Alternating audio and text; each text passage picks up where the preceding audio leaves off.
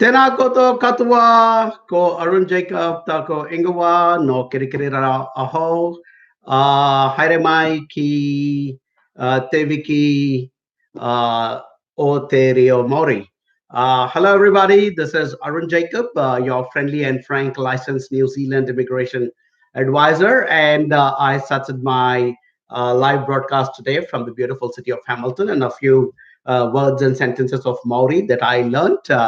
And I basically said Tena Kuto Katua, which is greetings to all of you, and ko Arun Jacob Taku Ingawa, which is my name is Arun Jacob.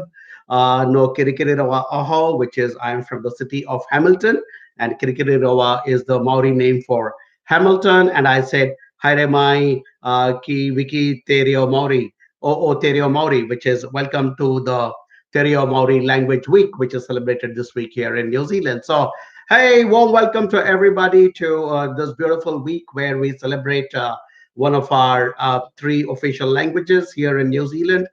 So we have English, we have Maori, and then we have the New Zealand Sign Language. And I put in an effort to go to an institution called Te Waranga o Aotearoa, which is the University of New Zealand. And I did two courses. One in Te Reo Maori, which is the spoken Maori language, and then I also did a course in Tikanga Maori, which is not only the language but also about the customs and traditions of the Maori people of New Zealand, who are called the Tangata Whenua, or the people of the land, because they were the original inhabitants of New Zealand, and there's a lot of prominence for Maori in New Zealand, and which is something that I respect, and which is something I celebrate as a person who encourages other people from different parts of the world to come to New Zealand and make this your future home. And I think it is important when you seek to come to New Zealand and make Aotearoa, which is the Maori word for New Zealand, or the land of the long white cloud. It is important that you also delve into the Maori aspect of New Zealand, because it is an integral part of New Zealand. This is one of those beautiful countries in the world where we are built on a truly bicultural platform, the European and the Maori platform. And now, of course, with the introduction of a lot of new migrants, such as myself and a lot of other, from India, and a lot of other nationalities coming from all across the world, it is becoming a melting pot. But I think the true essence of New Zealand will always remain that bicultural platform on which it was built, and which is why I encourage all my students and my clients also to spend some time and pay some attention to the Maori aspect of New Zealand as well. So even if you have to pick up a few little words of Maori in your everyday usage and language, I think it will be a good start. And I'm one of those fortunate people who was able to go and actually learn it a bit more formally. And I encourage all of you, whoever has the opportunity, to try and pick up this beautiful language. There are some fantastic concepts in the Maori world which have appealed to me, and I use some of them in my personal life as well as in my business at HIV. One of the important aspects of Maoridom is the word whānau, which means family. So once family, always family. That is the concept we are taking with our clients as well. The other one is called Kaitiaki Tanga, which is taking care of each other. And so we would love to take care of all our AGB clients and students, before and after they come to New Zealand. And there is Manaki Tanga, which is hospitality, and ensuring that people are feeling welcome. So that's the other aspect which we strongly imbibe in AJB. And then one of the biggest words in, I think, the entire Maori lexicon would be the word mana, which means integrity, honesty, and commitment to whatever you're doing. So this company is built with a lot of mana, and we will always stand by you. And we are probably one of those few people around in this particular industry who celebrate the aspect of the Maori element in New Zealand. And in fact, when we inaugurated our office recently, I even invited some of my Maori friends to come and join us for that evening. And one of them said a beautiful karakia, or prayer. And it was wonderful for us to do it in the traditional Maori way, and initiate proceedings in that office. So yeah, lovely to be here back again and talk about this beautiful country called Aotearoa, which I and my team promote so passionately. And part of it is being part of Te Wiki o Te Reo Maori, which is the week of Maori. And let's all go for it and learn, pick up a little bit of Maori at least. Let me start by teaching you 1 to 10 in Maori. It is Tahi, Rua, Toru, Fa, Rima, Ono, Fitu, Varu, Iwa, Tekau. That is 1 to 10 in Maori. And if you can learn from Tahi to Tekau, you pretty much can, make up the rest of the numbers in Maori. So it's a beautiful language to learn, and I would encourage everybody watching this to go. There are tons of online, resources as well where you can go and learn it. Anyway, back to our regular routine, and here I am, as always, back sitting in front of all of you lovely people in different parts of the world, and I am very searching for my license, which I show every week. This is my license, which was, uh, you know, uh, something that I had to fight pretty hard to get because this is a license given by the government of New Zealand for people like myself, and that makes me a licensed immigration advisor. And for that, I had to undergo a course in immigration law of New Zealand, and then also undergo police verifications and stuff like that. Plus, every year to ensure that my license keeps getting renewed, I will have to make sure that I continuously keep my professional development up, and as well as ensure that I don't get into any legal trouble and remain a good boy. So, which means I'll have to always be on my toes and ensure that I'm keeping up with my knowledge of the industry, and I'm able to share that information and knowledge with all you guys and girls out there. Okay, okay, we're coming live on Facebook. We're coming live on YouTube. We're coming live on Instagram, which is why you'll see me going, left to right, because I normally run Instagram through my phone, and I run Facebook and YouTube through my laptop. So, hey, look, anybody wanting to ask questions, first and foremost, please identify if you are an AGV student, because these sessions are primarily for our students, for AGV students, or those who would like to become AGV students to interact directly with licensed advisors like myself and with Mary, who also comes live every Thursday or Friday. And soon we're going to have some more licensed advisors in the company. And I think very soon we're going to have one live session every day, which means all of your desirous of coming to New Zealand for studies or migration would have access to a licensed immigration advisor in a live session every day very soon. So look forward to that, guys. And I do believe we are probably the only company at this stage who is doing that. Yeah, very proudly AJV, and I hope you guys will continue to honor us with your clientele, and become part of our efforts to help you to come and become part of this beautiful country called Aotearoa or New Zealand. Okay, okay, let's get started. So if you're a non-AJV student and you want to ask a question, I think you will need to share your number, because then we would like to engage you in a conversation. Well, here we go. Amandeep, I'm going to take a quick sip of my green tea. These sessions are not very easy on my throat, but I try and manage for about an hour. So, hi, Amandeep. Arun Krishna, hi. Lovely to start a session with another guy called Arun. So, hey, Arun, sir, can you tell me which is good course for opting after mechanical engineering? Good question, Arun, because there we in New Zealand have certain shortages of skills, and one of them is definitely engineering, and mechanical engineering is definitely in it. And if you are a new graduate and you have already if you've just completed your mechanical engineering, I would strongly recommend that you continue in the same line of study, because that's where the shortages are.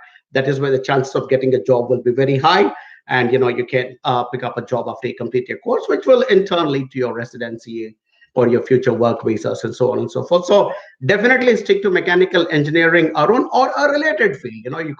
You might want to pick up something like mechatronics, for instance, which is a beautiful marriage of mechanical as well as electronics. So mechatronics might be a good thing to consider. CAD CAM might be a good thing to consider.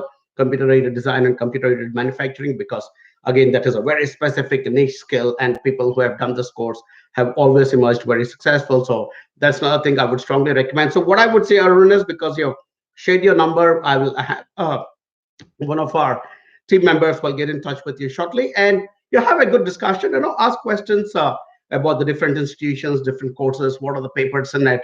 Ask to be connected to some of our students who have already completed this course. But I can tell you, continuing in your mechanical engineering would be a good thing if you're a recent graduate, and or if you're already a mechanical engineer for 5+ years, and you already have enough experience behind you. If you want to shift into a more managerial kind of a role, you might want to shift, consider doing a project management kind of a course, or core management, those kinds of things. So because there's not a lot of detail you've provided in your question, I would say get in touch with our team. And the way to get in touch with our team is very simple, guys. All you've got to do is call us. We have offices in India as well as in New Zealand. So all you've got to do is call us on these numbers. We have set up toll-free numbers in India and in New Zealand, and we've also set up a SMS short code service. In India, you just have to send us an SMS to that number, which is 562-633, or you can send us an email to either one of those, email addresses, depending on which office you would like to get in touch with. We don't compel you to reach out to any one particular office of ours. You can pick up any particular office that you think is more convenient to you. What we do recommend, of course, is that pick and choose an office where the time zone kind of sits in with your timing, so that you can have immediate communication with our team. All right, cool. All right, Arun, I'll see you here in New Zealand as a mechanical engineer, and we would love to work with you. So please do give our team a call, or when our team calls, please do respond to them, and we will take it from there. I'm going to quickly check uh, to see if my wonderful team, which always backs me up on Skype, has given me any messages. There is one about Prince Android, who has asked, Sir, I have been, Prince Android says, Sir, I have been guided wrong by immigration advisor. Now I'm struggling and being dropped out of course and re-enroll it. Okay. Prince, you're obviously not an HIV client. I think that much is very obvious, because not that we are, picture perfect. We are human beings. We might make the odd mistake, but by and large, none of our students ever drop out of a course. So if you have been misguided by an immigration advisor and you're struggling, what I would, and if you're already planning to re-enroll, then I would recommend that you quickly get in touch with my colleague Mary, and you can give her a call on that number, which is 0800 696977. This particular number goes to our team here in Hamilton in New Zealand. Mary is my senior colleague as well as a fellow licensed immigration advisor, and so she will pick it up, and have a chat with you and see how we can help you to re-enroll in a particular course. We actually have helped quite a few students who have come to us in the recent few months, who have come to New Zealand through other companies, and they were either in the wrong courses, or they did not have the right outcomes from their courses, and they were seeking further guidance, and then they stumbled upon my videos or Mary's videos, and they gave us a call, and we've been helping them to get back on track by picking up the right courses and giving them the right suggestions. So, Prince, I would strongly recommend give Mary a call tomorrow. Today, of course, the work time is already over in New Zealand. So, yeah, give her a call on 0800 696977, which stands for 0800 MyNZPR, which is what you guys are all wanting eventually. So, yeah. So, all the best, Prince, and we will try and help you to retrieve your situation. All right, cool. Okay, Gurjot Chima asks me a question about English, really, because he's saying, what is the difference between apprenticeship and internship? Okay, Gurjot, it's not something technically relevant to our discussion here today, but just from a very English kind of an understanding, of my understanding of these two terms, I think apprenticeship is mostly for people who are doing some kind of a technical kind of a job, and internship is more for a white collar kind of a thing. So by and large, it both means young or new graduates who are planning to get some kind of work experience under the belt, with or without pay. So I think really that's what apprenticeship or internship all would be all about. Okay, cool. Akash Gopal, right. So it's whether we will get 3 years stay back visa if you do 1 year master's course next year in Auckland or Christchurch. I think so, Akash. I don't see any problems with that particular policy which the government came out with. I think if you're, as long as you're doing a master's course, I think you'll be fine. I think there might be a bit of an issue around the level sevens, which is your graduate diplomas. But again, I don't want to say there will be a problem. I'm just thinking, kind of, extrapolating and sort of, looking a little ahead and thinking there might be a bit of a problem with that. But I don't think there's going to be a problem with masters. And but anyway, even if there is going to be a problem with the masters, you will require a good, strong company to fight on your behalf. once you are in New Zealand and get into some sort of trouble. So I would strongly recommend that you work with HIV, because if you do come through HIV, and even if there's some changes to policy, we will fight on behalf of our students, because when people are admitted under a particular policy, and if the policy changes, they should not be kind of punished, or not given those extra work visa years in retrospect. So those are the kind of things that we do. I mean, for instance, the previous person who asked a question saying I was misguided wrongly by uh, uh, an advisor, and I'm planning to re-enroll. With AJV, that wouldn't happen unless and until there was a problem with the institution. And in that case, we will go fight with that institution as well and say, hey, look, guys, we are not happy with the way you're treating our students. So if you guys really want to be taken care of after you come to New Zealand, I strongly recommend that you work with AJV, because we guys are all about, kaitia kitangi, which is, again, the Maori word I'm using, which is we will take care of you. All right, cool. So, Sir says, sir, I have diploma. Let me quickly check to see if any of my team has given any messages. No messages. Quick sip of my green tea. Okay, cool. Sajay Rao says, sir, I've done diploma in pharmacy certificate after 10th and want to study in New Zealand. Can I study different courses in there rather than continuing for the pharmacy? What are the best fields to choose for gaining me post-work visa and PR in near future? Hey, Sasiv, you haven't shared your number, nor have you mentioned whether if you're an AJV student, those are the rules as I keep telling you. So if you could confirm either one of those, either you can share your number, or you can say that you're already in touch with my team, and I'll be happy to answer that question. Same thing with Amandeep. Amandeep has asked a question, but it's no phone number, nor has Amandeep confirmed whether he or she is one of our students. So I'm going to skip that question as well and keep going forward. Mm, right. The next one is Harkirat Balla, and he is very nicely identified himself as an AGV student. Well done, Harkirat. And he says he's already in touch with Nisha, one of my colleagues who works in India. And she says, I'm looking forward for immigration, but would love to study and then do as I would like to have a blue collar job. Okay. Harkirat, if you intend um, saying that.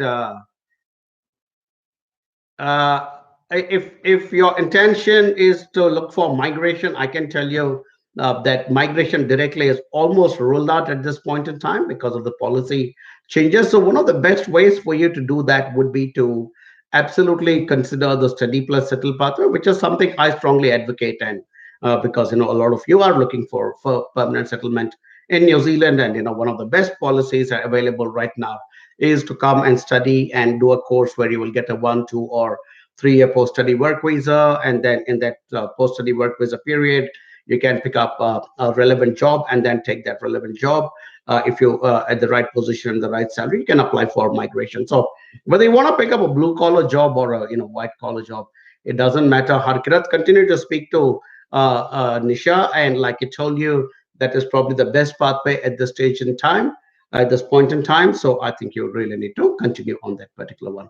I just got some feedback from my team about Sasiv Raut. And she said, my feedback from one of our team leaders is that Sasiv is actually working with one of our advisors called Aniket. But Sasiv, I have a complaint against you, my friend. My team says that you're only asking questions and not taking the process forward. So you've got to, that's the other thing, guys. You've got to be a bit more considerate of us, because, we sit here and we're giving you so much simple, honest, free information. And the least we want is for you guys to make up your minds and tell us whether you're interested or not, and not just keep wasting our time unnecessarily, going on asking questions, because at some point you've got to take that leap of faith, and and I understand, you might take the next 3 steps in the process, and at the 10th step, it may not proceed. And we completely understand that out of every 100 people who come to us, I think only about 10 or 12 actually end up who coming to New Zealand. So we're completely aware of that. So, you guys need to take those steps. At least you'll have to submit your documents and initiate some kind of a process. If you just keep on asking us questions without taking it forward or progressing it, then at some point we will tend to kind of discount you as a not serious client. So Sasiva, I'm going to answer your question one last time, but after this, if you're not going to process it further, I mean, kindly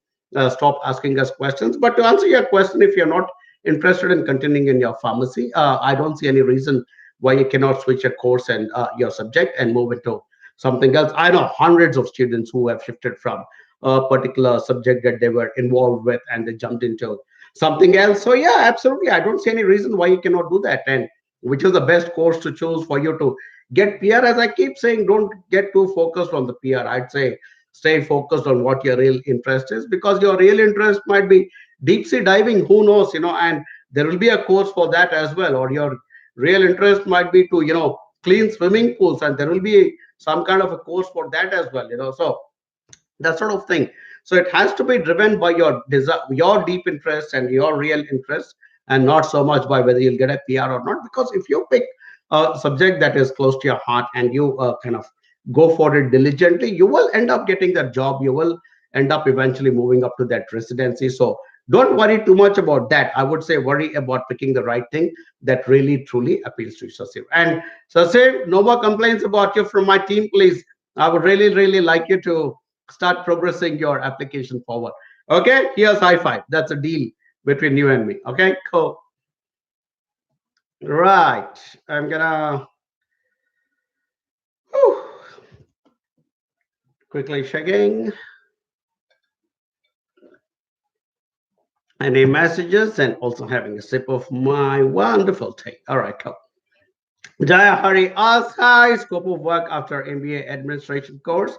AJV student here. Hi, Jaya. I mean, yeah, sure. MBAs as such do not fall into the long-term skill shortage list, but that's again one of those terms that gets used quite a bit as far as New Zealand education migration is concerned. It's not necessary that always somebody has to do only a course in the long-term skill shortage list, because if your background is commerce like mine, for instance, and obviously you can't end up doing an engineering or a IT kind of a course, so you will eventually end up doing something like an MBA administration course. I would say the scope would be quite okay, Jaya. I will not say it is going to be hugely great, but at the end of the day, all organizations require administrative personnel. Even a company like AJV, we recently hired somebody to become our administrative person. We actually hired one of our students who is also doing a course in management.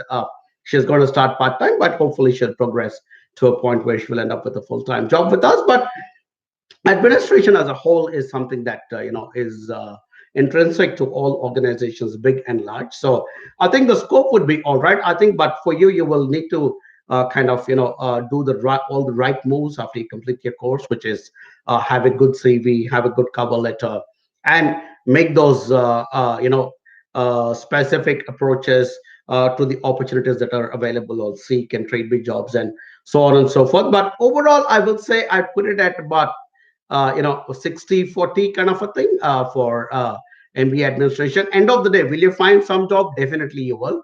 But will you get to a point where you will actually become a manager of administration? May take a little time, is my honest and sincere opinion. All right, Jaya?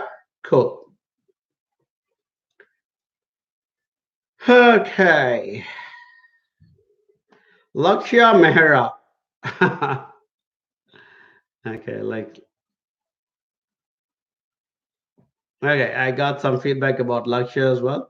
Lakshya has written a long one here. Okay, Lakshya says, okay, I posted something on AJV page which was already answered by Neha and myself. Fantastic. You have one more doubt. We're going to start charging you, Lakshya, from the sixth doubt onwards. Okay. Now, as we all know, MSc in computer science costs around 45,000 per annum. And if I take an education loan, I will have to take a loan of around 655 lakhs, including the pre-departure fees. At the age of 20, I obviously want to take as minimum loan as possible. Like according to various top Australian agents, universities will offer me around 50 to 100% scholarship on the tuition fee based on my academic profile of securing 95% in class 10th, 91 and 12 and da da da from University of Delhi. But as far as I know, offer scholarship up to 10,000 only. So based on your experience, what is the maximum scholarship amount percentage? That's pretty much it, Lakshya. You actually answered the question yourself in your question. because I haven't come across scholarships more than 10,000 in New Zealand. I have come across grants for PhD students, for where they got the entire fees and they also got the full living expenses as well. But as far as doing it at the master's level, I honestly have not heard about anything beyond $10,000. So that might be the maximum that might be on offer. So yeah, I mean, look around and see. I mean, at the end of the day, it is an investment you're going to make. So, and even if you do take a loan at this stage, we all take loans. And I took a loan to buy this house, and I took a loan to set up my office, and we all take loans. And it's a question of how you plan in your future and pay back that loan. So, and you're only 20, which is actually a big advantage and an asset to you, because at 20 you still have such a long runway in life. You'll have about 40 years of work life work life left, unlike someone like me who is 50. And I, if you assume 60 is your retirement age, I only have 10 years of runway left to achieve my professional goals. So but coming to your question, yeah, about $10,000 is around the highest I have heard in New Zealand. So that's probably the limit. So, but talk to our team and let's see. We'll send your profile around, because you do have a very good profile, and hopefully somebody somewhere will pick it up and maybe offer a higher scholarship. All right. Thanks, Laksha. To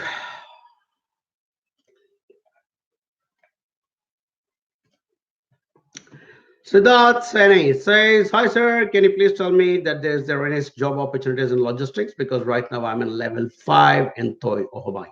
Okay, Siddharth, you're already in New Zealand. So, yeah, I mean, it is something that is also a field which is, I think, quite prevalent here in New Zealand, the logistics and supply chain management kind of thing. Are there jobs? Of course, there are jobs in that. Will you get one is the bigger question. And so, which is where, for AJV students, what we do is, if somebody is doing a course like you, we have 4 or 5 of our ex-colleagues, clients who have already gotten into good jobs in the logistics and supply chain management, warehousing kind of positions, and we kind of connect them, and so they get their tips from the seniors and get it going. But yeah, I mean, absolutely, there will be jobs in your field for sure.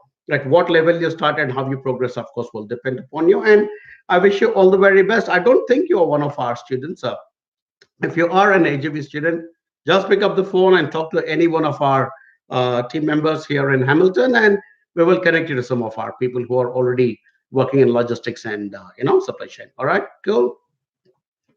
Mahesh K, I'm looking for assistant in immigration for the skilled migrant. Please let me know if it's been taken care.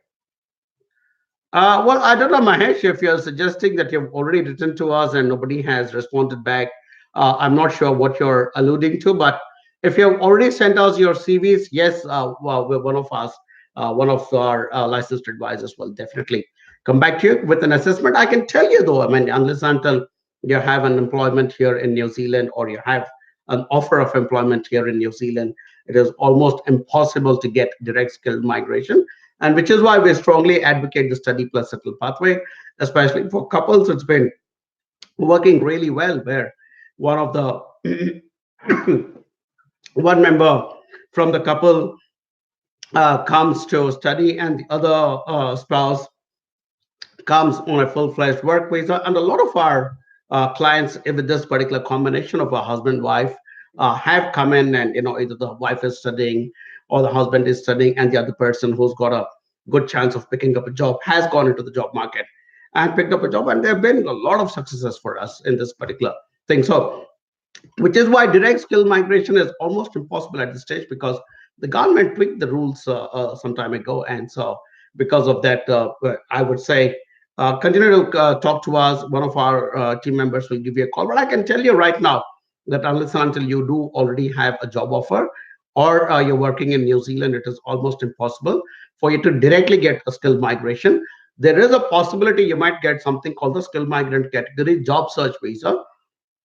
If you get the 160 points, and you also you get the 160 points required to be picked from the pool, then you could potentially get something called a job search visa, which will allow you to come into New Zealand and look for a job. And once you find the job, then you're full skilled migrant category process gets done, and you get residency. But because it's a little dicey, that particular thing, and you're not sure, and they do not allow a family to accompany you during the job search visa period and stuff like that. So I would strongly recommend look at the other aspect of possibly coming here.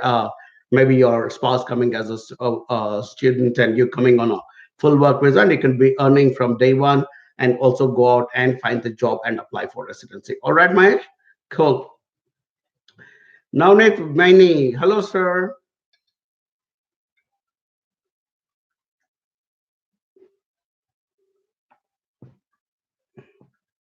Navneet Maini. Okay, now I'm not sure if Navneet is one of our students. Navneet is obviously quite distraught, and he says that, hello, sir, my visa got declined, and officer give the reason that your funds are recent, but sir, I take loan against property of 17 lakhs and fixed deposit of 17 lakhs. So what I do now? Should I complain? Hey, look, Navdeep, it doesn't make sense to complain because frankly, I mean, they wouldn't care. So Navneet, sorry, they wouldn't really care. I mean, yeah, I mean, there is a complaint process with immigration, but unless and until you escalate it and take it all the way up to the ombudsman and stuff like that, it could be a bit of a lost cause. We are, in fact, planning to, lodge complaints against one particular immigration officer who is working in the Mumbai branch because we are not happy with her. Way she is adjudicating on some of our visa applications. So we are absolutely planning to take it up all the way up to the ombudsman here in New Zealand and seek justice. But individual cases like yours, you could potentially look for a complaint and do it. I don't know. I don't think you're one of our students. Um, yeah, my team just confirmed, Navnita. My team leader Navya just confirmed that you're not one of our students. So what I would suggest is email your decline letter or get onto the phone and make a phone call to this 0800 number in India. You give a call to that number, sorry, 1-800 or 103-6525, and it will go to one of our advisors, and then share a copy of your decline letter. One of us will take a look. We have a very, very solid team of visa professionals. We have about 6 ex-immigration officers who used to work with the immigration department of New Zealand, are now part of team AJV. There is myself, of course, as a licensed advisor, and then there is Mary Joseph, who is also a licensed advisor. So we guys are pretty strong as people who understand this entire scenario, and we've also acquired a very, very strong sense of how student visas need to be dealt with. So Navneet, I would say share your decline letter with us. Pick up the phone, give a call on that 1-800 number, and then share your decline letter. We'll take a look, and if it's worth fighting, we will fight again, and this time hopefully you'll have a successful outcome. Not just Navneet, anybody else who's following this broadcast or will see this later as a video sitting on YouTube or Facebook. If you guys have had a decline with immigration New Zealand, send us your email, your decline letter to info@ajvglobal.com, and we will take a look at it and advise you whether we can take up that case and fight it again. All right, don't lose heart, guys. Having declines was a part and parcel of the immigration process, but you can fight. If you're a genuine student, we will definitely fight for you. Okay, cool.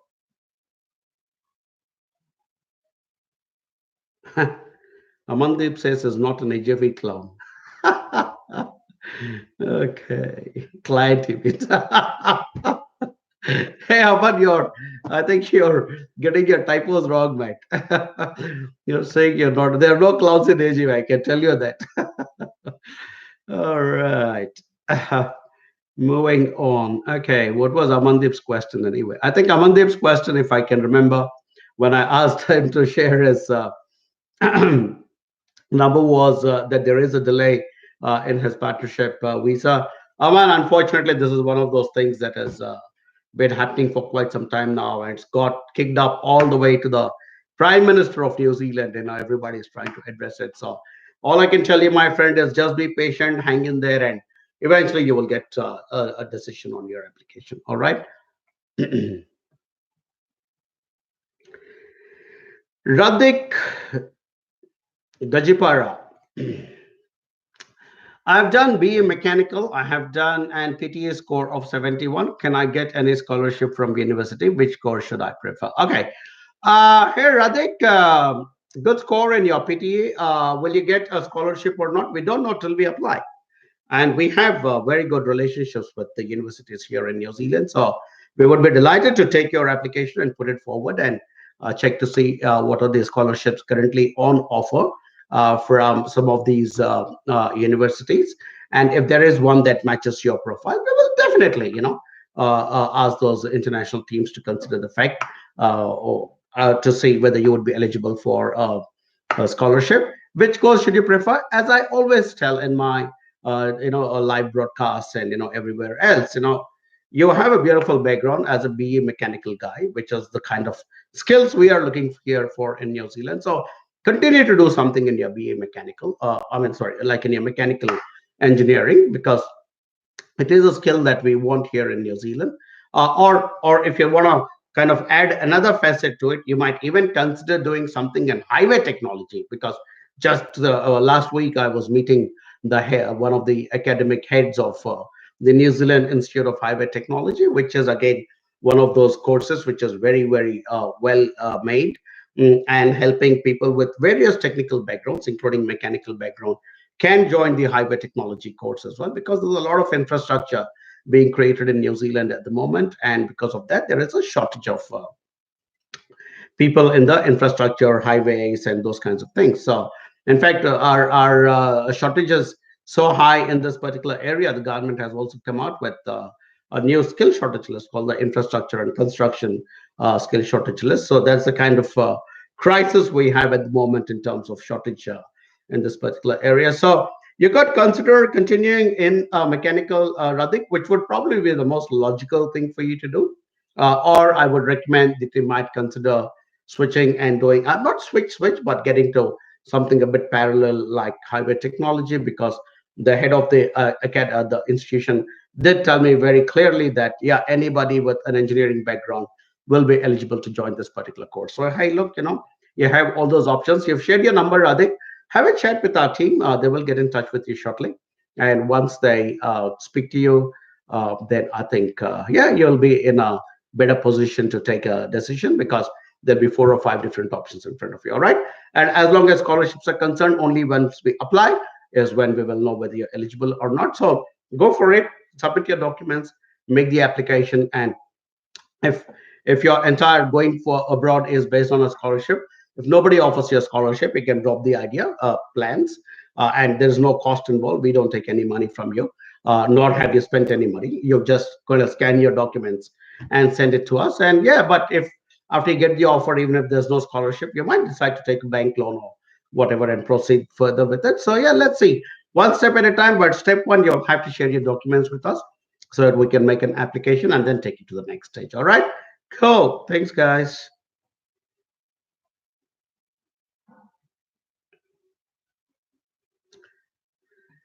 Okay. I'm going to change my coffee mug now.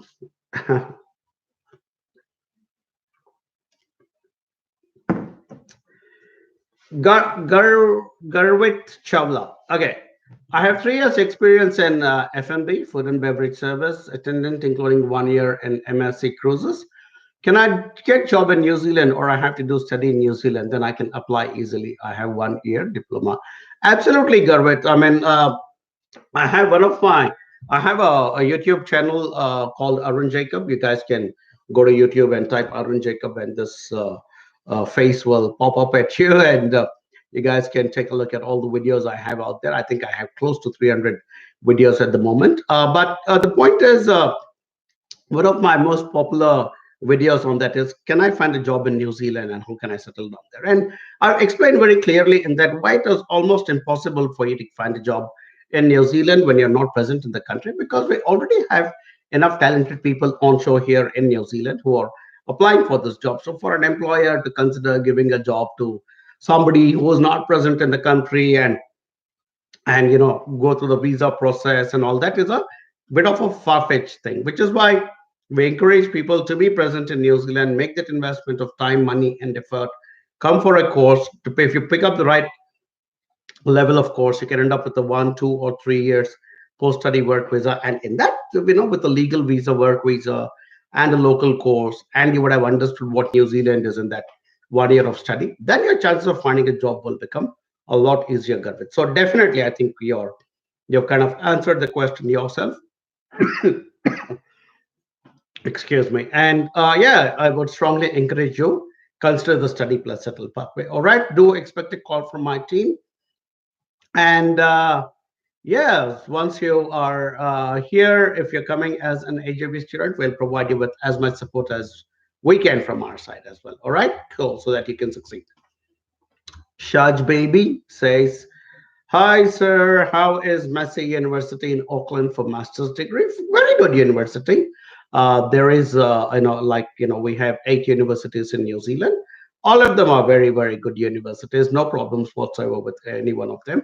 But depends on what course you're opting for. And sometimes I do suggest that, maybe you need to get away from Auckland because there are advantages in doing a course outside Auckland and creating networks in some other city, because eventually once you finish your course and you go into your 3 year post-study work visa, if you're doing a master's, then if you do get a relevant job outside Auckland, you actually get 30 extra points towards migration, which is a massive advantage, guys and girls. So that's one reason I suggest that you possibly look away from Auckland. Hamilton would be a great place, because we're only about an hour and a half away from Auckland, but we are outside the Auckland region, and we have this fantastic University of Waikato here. All our students are extremely happy who have gone there, and we are very happy as well about the kind of outcome. So you might want to consider all the options. Not sure which particular course you're looking at, but if you are looking at a course which is available outside Auckland, you might want to consider that seriously, Shaz. So, Shaj, so wait for a call from my team, and we will take it up from there. All right, cool. My team is, as always, mesmerized by my silken voice. They're not typing anything. Hello, guys.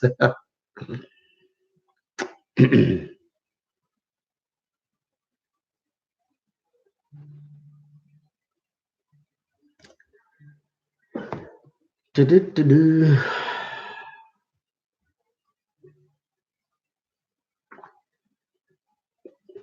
Brandy Abigero, very familiar name. Definitely one of our students. Brandy says, hi, sir. Good morning. I'm an HIV student. Hi, Brandy. It's good morning wherever you are. But for me, it is good evening. It is 7:10 in the evening for me here in New Zealand. It says, still waiting for my approval till date, not application. Application was lodged last 22nd July, and intake is in November. My concern actually is time frame of approval. Since I'm working in UAE, and as per labor law here, I need at least 30 days notice prior to leaving the company. Are we expecting progress on visas processing in general? Yes, we are definitely expecting, Brandy. And because yours is in November, we are still in September. So, and we're kind of still with 10th of September. So I think you'll be fine, Brandy. I don't think you should get too stressed about it. I think you'll get your 30 days of the notice period as well. So I don't think you should get too stressed about it. And we are putting up fair. I won't say we're not putting heavy pressure, because it's not right to put heavy pressure on a team that is already kind of, and I mean the immigration team of New Zealand, which is already under a lot of stress. I mean, at the end of the day, they're like sort of our colleagues as well. We all work together for the same cause. So there has been some, unfortunate, reorganization, because of which all this thing kind of became a bit of shambles. But I think they are working on it and fixing it. It's got up all the way to the prime minister, and I think it's kind of being addressed at the moment on a war footing.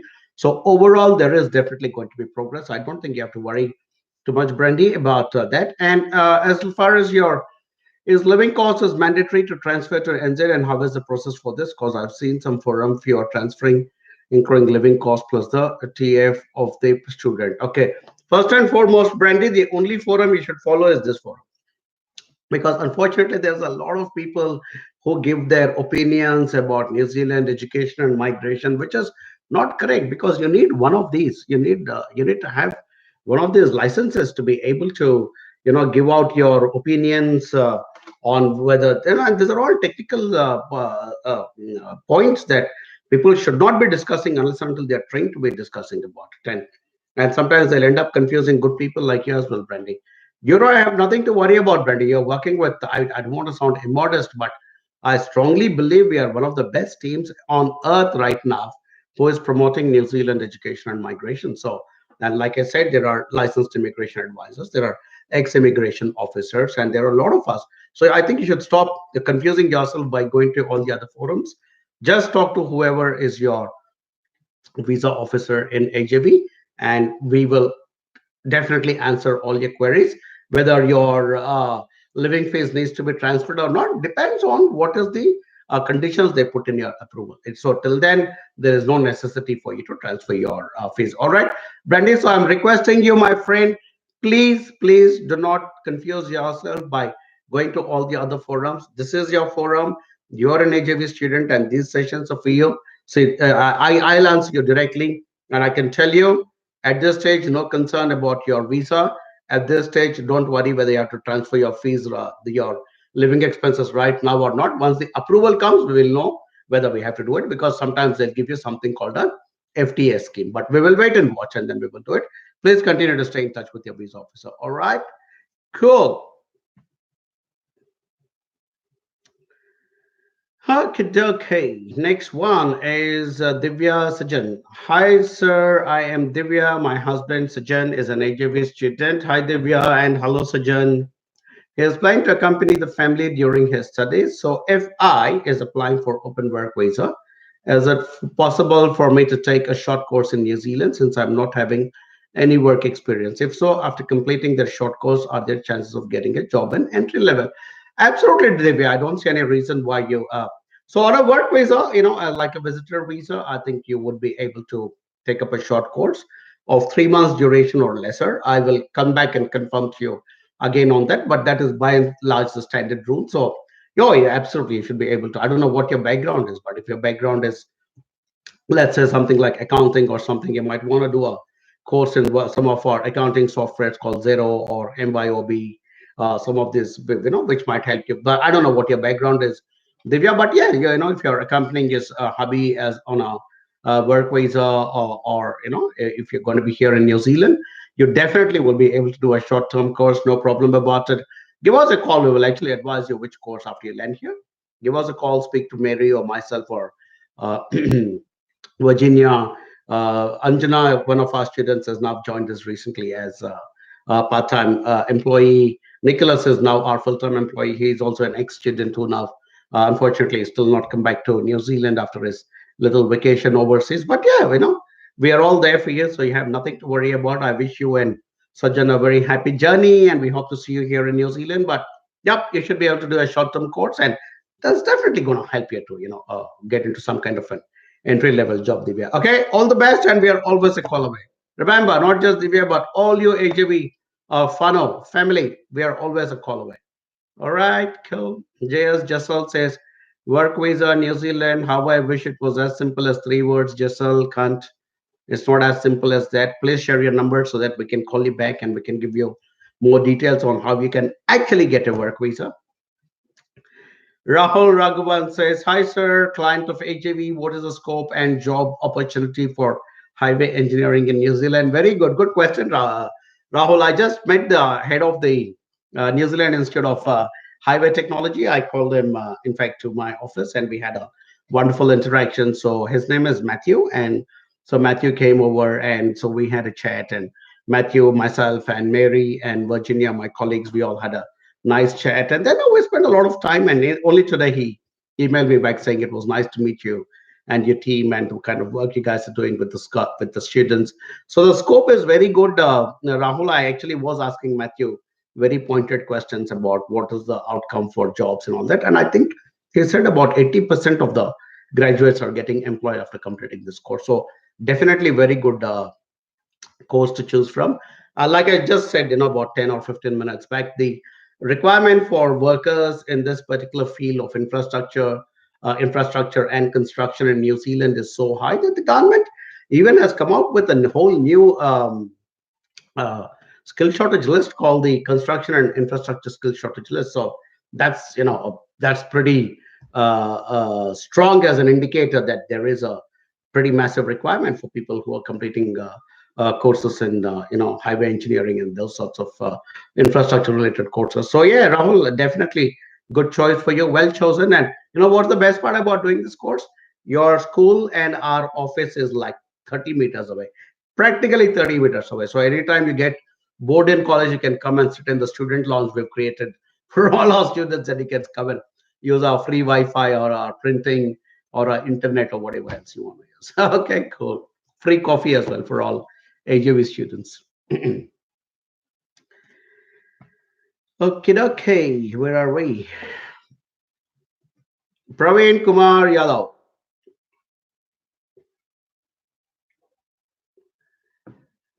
Hello, sir. I have been watching your videos from a very long time. I hope you like them, Praveen. You sound like a stalker. So I was kidding. And now it's the time to contact you because I'm currently serving in Indian Navy and retiring in Feb 2020. Oh well done, Praveen. Good to meet somebody from the Indian Navy. Um, I'm planning for a career change. I have been serving for 15 years, and during the course of my journey, I have acquired many degrees like BCom, BA, DM, IT, etc., and other qualifications from the Naval Institute. But all these qualifications are from distance mode. I like to know the chances I have in New Zealand and which course is better for me at this point of life. I'm 32 years old. Thank you, Praveen. You sound like a when I started reading your profile, you sounded like a much older person, and then at the end you write, "I'm 32 years old."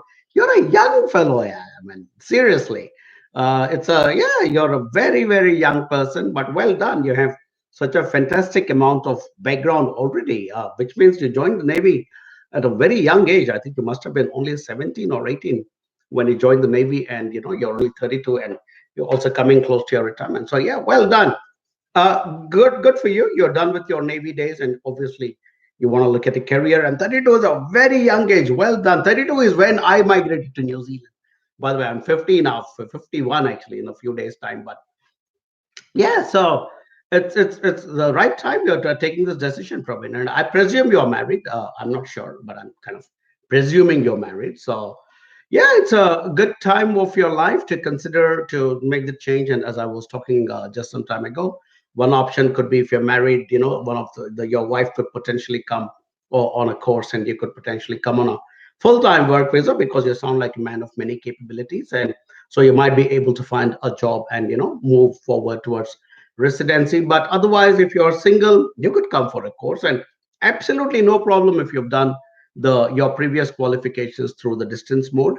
No problems whatsoever, because we don't discriminate against people who have gone to regular college and people who have done something through distance mode. So perfectly all right as far we are concerned. When I say we, it's not just AJV, but I'm also talking about the institutions in New Zealand. They're not. I mean, why would they be concerned? Because that's the way you opted to.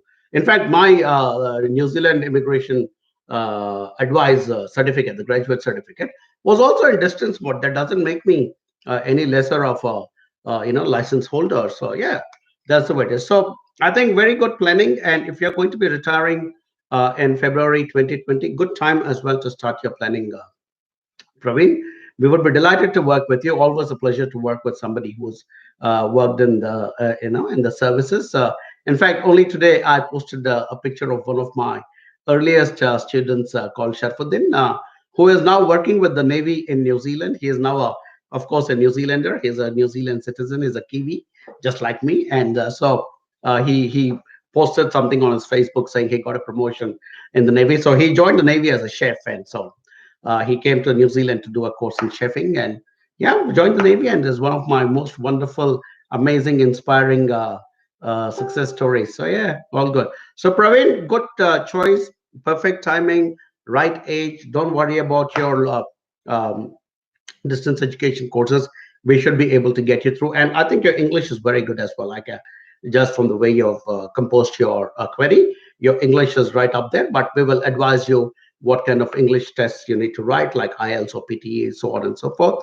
And then we will take it forward one step at a time. But hey, look, thanks for following my videos. I really appreciate that. Please share it with your family and friends. And we are here as always to help good quality young people like yourself to come into a beautiful country like New Zealand. And we're doing it with a lot of heart and with a lot of mana, with integrity, so that you benefit, New Zealand benefits, we benefit, the institutions benefit, and there is mutual benefit to everybody involved. All right, cool. Thank you. All right, Deepika. O four, Deepika. Deepika has got O four before her name. Checking to see if my team has given me any other instructions.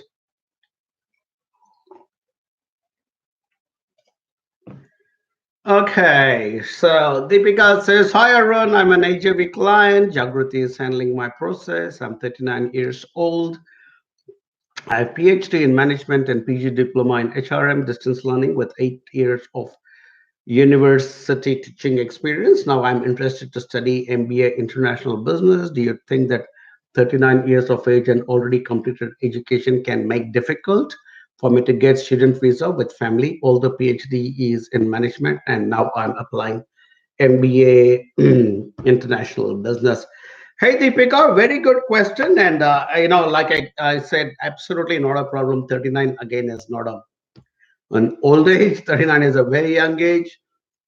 And like you said, there are two things here. One, of course, is that we have an international education industry here in New Zealand. So, and we are here to serve all age groups of students. In fact, some very, very young children come to New Zealand to study from countries like Japan and Korea. And we're talking about really young kids who come and join our primary schools. And sometimes, their caregivers also come along, like one parent or whatever. So some of our students are quite young, and then some of our students can also be, I won't say quite old, because I'm 51, and one of my oldest students was 51. So obviously, I don't want to say old because then I'm kind of pulling myself down, I guess.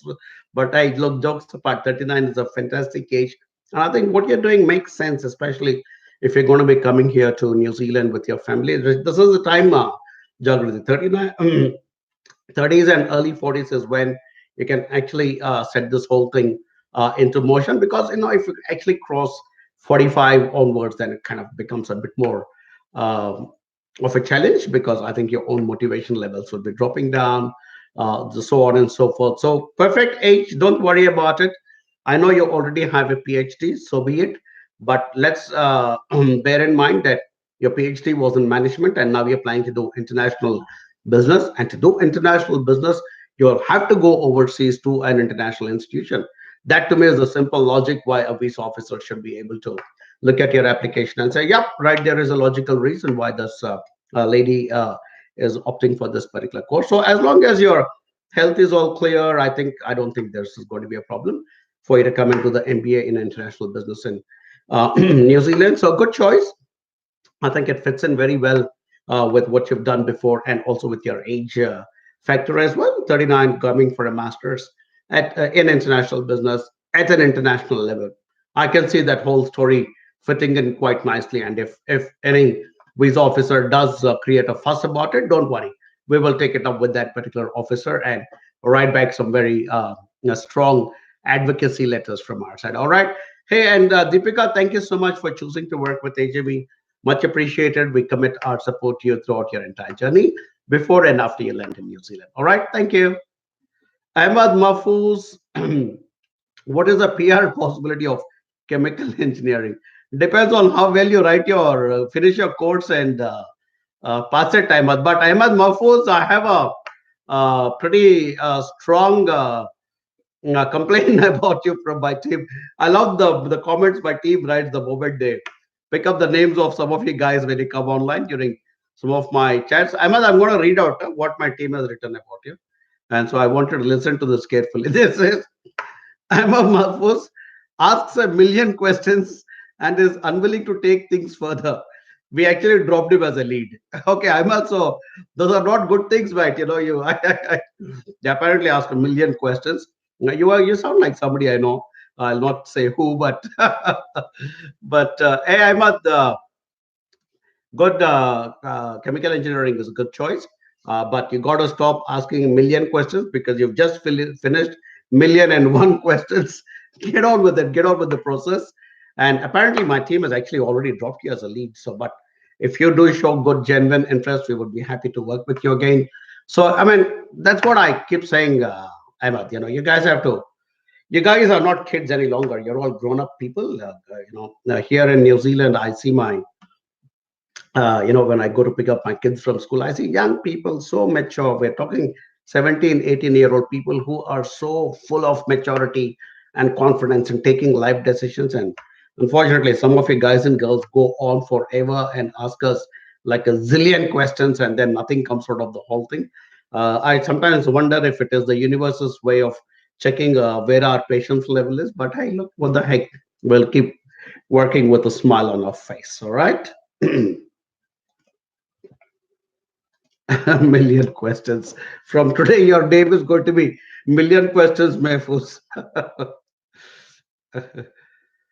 Okay. What's the next question? Okay, I can't read it because I think it's in Malayalam, that particular script. It says, "Sir, please list 1 year master's course in New Zealand."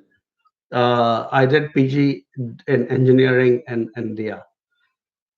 Hey, there are tons of them. I can't read your name because it's in Malayalam, but hey, there are lots of courses we can offer to somebody who's done a postgraduate diploma in engineering from India. So many, many master's courses available in engineering. So yeah, get in touch with our team and we'll put some options in front of you and take it forward from there. All right. Cool. And my team has also told me to ring the bell. You guys all know what that means, right? That means my time. The time is up. 1 hour. 1 hour of sitting here and talking to all of you is done. I really enjoyed these sessions, by the way. I must let all you guys and girls know about it. Okay, let me answer one small question. I like what Brandy has written. It's good evening, rather in brackets. Thanks for the feedback, and yes, I'll follow your advice to stay with with HIV plugs only.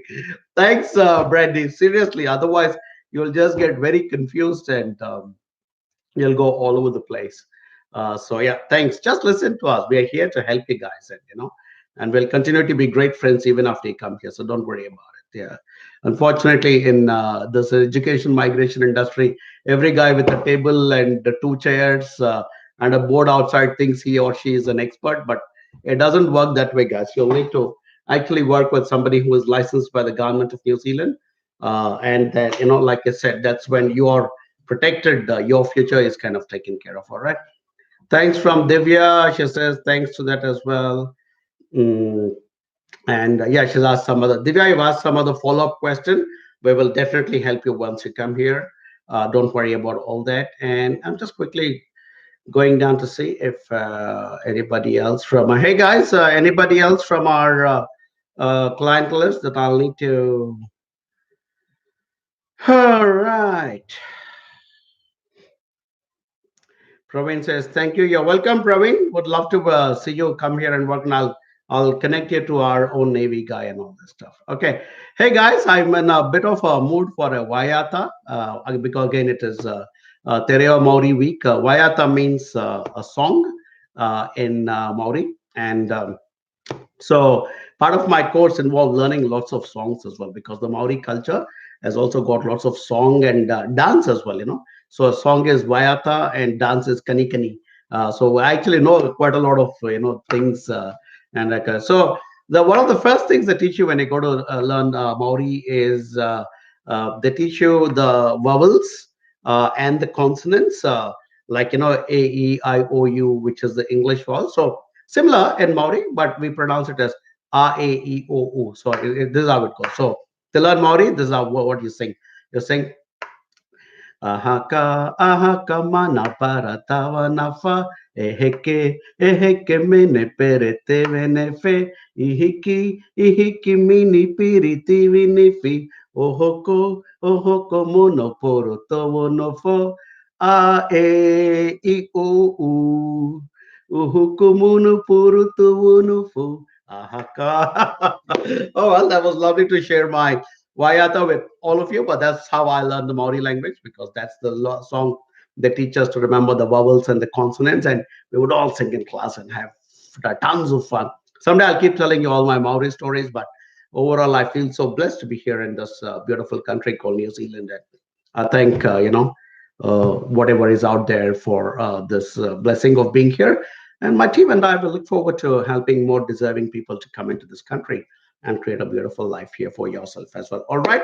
So yeah, please try and pick up some words in Maori. It is Te Wiki o Te Reo Maori, which is the week of Maori. And so till the next time, I'm going to say Ka kite ano, which is see you later, and Pomaria, which is good night. Take care. Bye bye.